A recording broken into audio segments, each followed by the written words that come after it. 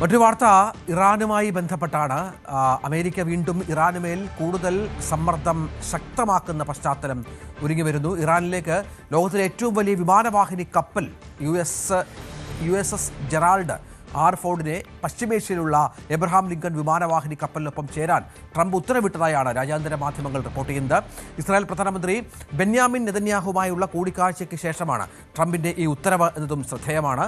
Venezuelan പ്രസിഡന്റായിരുന്ന Nicholas മെഡൂറോയെയും ഭാര്യയെയും പിടികൂടിയ US ദൗത്യത്തിന്റെ ഭാഗമായിരുന്നു ഈ ജെറാൾഡ് ആർ ഫോർഡ് എന്നതുകൂടി ഓർക്കണം. നിലവിൽ ഇത് കരീബിയൻ കടലിലാണ് നിലയുറപ്പിച്ചിരിക്കുന്നത്. US-ന്റെ 38ാം പ്രസിഡന്റ് ജെറാൾഡ് ഫോർഡിന്റെ പേരിൽ അറിയപ്പെടുന്ന ഈ യുദ്ധക്കപ്പലിന് ഏകദേശം 60ഓളം യുദ്ധവിമാനങ്ങൾ ഉൾപ്പെടെ 75 വിമാനങ്ങൾ വരെ വഹിക്കാൻ കഴിയും എന്നുള്ളതാണ് ഏറ്റവും പ്രധാനപ്പെട്ട കാര്യം. നമുക്കറിയാം, ഒരു മാസത്തിനുള്ളിൽ ഇറാനുമായി ചർച്ച നടന്നിരുന്നു.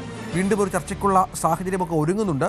പക്ഷേ അപ്പോഴും ഈ ചർച്ചകളിൽ അമേരിക്കയ്ക്ക് വലിയ പ്രതീക്ഷയില്ല എന്നാണ് മനസ്സിലാക്കേണ്ടത്. ഇതനുസരിച്ചുള്ള നീക്കത്തിലേക്ക് അമേരിക്ക പോകുമ്പോൾ ഒരു ആക്രമണത്തിന് തുനിയുമോ എന്നുള്ളതാണ് കാത്തിരുന്ന് കാണേണ്ടത്.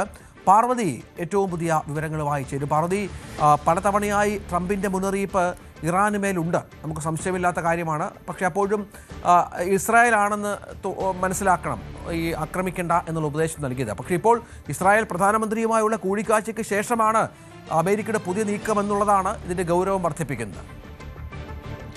അതാണ് രഞ്ജിത്ത്, ഇറാനുമേൽ അമേരിക്ക സമ്മർദ്ദം ശക്തമാക്കുകയാണ്. ഇരു രാജ്യങ്ങളും തമ്മിലുള്ള ആണവ ചർച്ചകൾ തുടരുന്നതിനിടെയാണ് അമേരിക്കയുടെ ഭാഗത്തു നിന്ന് പുതിയൊരു നീക്കമുണ്ടായിരിക്കുന്നത്. അമേരിക്കൻ പടക്കപ്പൽ പശ്ചിമേഷ്യൻ തീരത്തേക്ക് നീങ്ങുന്നുവെന്ന റിപ്പോർട്ടുകളാണ് വരുന്നത്. ഇറാനെ ലക്ഷ്യമിട്ട് രണ്ടാമത്തെ പടക്കപ്പലാണ് ഇപ്പോൾ പശ്ചിമേഷ്യയിലേക്ക് നീങ്ങുന്നത്. ലോകത്തെ ഏറ്റവും വലിയ വിമാനവാഹിനി കപ്പലായ ജെറാൾഡ് ആർ ഫോർഡാണ് ഇറാനെ ലക്ഷ്യമിട്ട് നീങ്ങുന്നത്.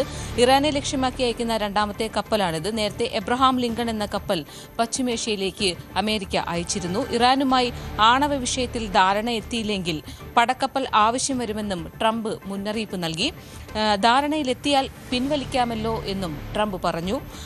വെനസ്വേലയുടെ പ്രസിഡന്റ് മഡുറോയെ പിടികൂടിയ ദൗത്യത്തിന്റെ ഭാഗമായിരുന്ന അതേ കപ്പൽ കൂടിയാണ് ഇപ്പോൾ പശ്ചിമേഷ്യൻ ഭാഗത്തേക്ക് നീങ്ങുന്നത്. ജെറാൾഡ് ആർ ഫോർഡ് എന്ന ഈ കപ്പലാണ് ഇത്. ഇതിൽ 60 യുദ്ധവിമാനങ്ങൾ ഉൾപ്പെടെ 75 വിമാനങ്ങളെ വരെ വഹിക്കാൻ ശേഷിയുള്ളതാണ് ഈ ഒരു കപ്പൽ. ഒപ്പം തന്നെ US 75 വിമാനങ്ങളെ വഹിക്കാൻ സാധിക്കും. US പ്രത്യേക ദൂതൻ ഇറാൻ വിദേശകാര്യമന്ത്രിയുമായി കഴിഞ്ഞയാഴ്ചയാണ് ഒമാനിൽ ചർച്ച നടത്തിയത്. ഈ ചർച്ചകളിൽ കാര്യമായ പുരോഗതി ഉണ്ടായിരുന്നില്ല. എന്നാലും ഒരു മാസത്തിനുള്ളിൽ കരാറിലെത്താൻ കഴിഞ്ഞില്ലെങ്കിൽ കനത്ത പ്രത്യാഘാതം നേരിടേണ്ടി വരും എന്നാണ് മുന്നറിയിപ്പാണ് US പ്രസിഡന്റ് ഡൊണാൾഡ് ട്രംപ് ഇറാനുമേൽ നൽകുന്നത്. പശ്ചിമേഷ്യയിലുള്ള എബ്രഹാം ലിങ്കൺ വിമാനവാഹിനി കപ്പലിനൊപ്പം ചേരാനാണ് ട്രംപ് നിർദ്ദേശം നൽകിയിട്ടുള്ളത്. വെനസ്വേലൻ പ്രസിഡന്റ് നിക്കോളാസ് മഡുറോയും ഭാര്യയും പിടികൂടിയ US ദൗത്യത്തിന്റെ ഭാഗമായിരുന്നു ഇപ്പോൾ പശ്ചിമേഷ്യൻ തീരത്തേക്ക് നീങ്ങുന്ന USS ജെറാൾഡ് ആർ ഫോർഡ് എന്ന കപ്പൽ.